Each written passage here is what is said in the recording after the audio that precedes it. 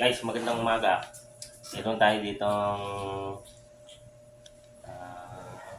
microwave oven na re-repairin.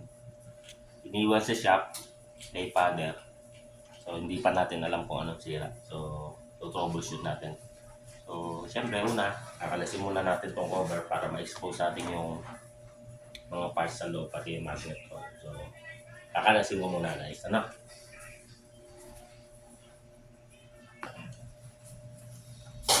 O ito guys, natanggal ko na yung mga tornilyo sa gilid. Yung pagtanggal niya, pag ganun, tak. Tapos parang nakaklip siya dito sa harap.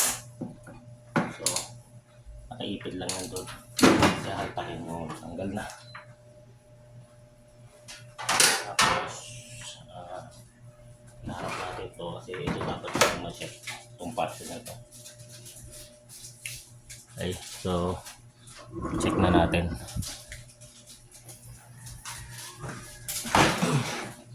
Una natin i-check ito, magnetron.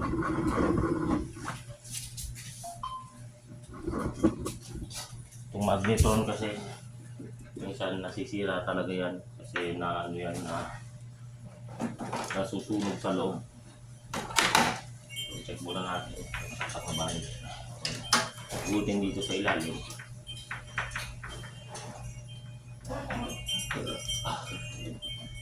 Hindi. Check natin kung may ground. Ayun, sira magnetron. Pumuntak sa body. Ito sira. Magnetron.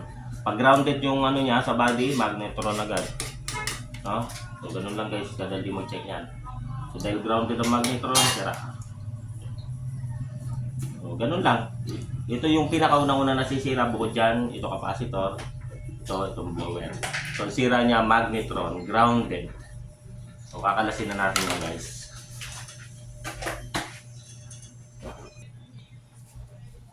So, ngayon alam na natin magnetron yung sira. Check naman natin. So, isaksak muna natin. Balik ko na to. Check natin kung anong mangyayari.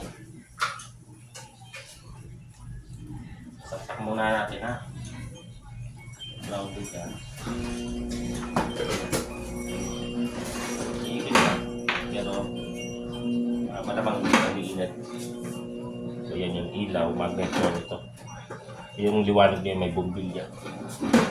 So biikot naman siya. Ayaw lang uminit. Yung pala yung sakit. Kahit hindi nasabi ng customer, na-diagnose ko na yun malamang ang problema. So magnetron. Kakalasin lang natin to.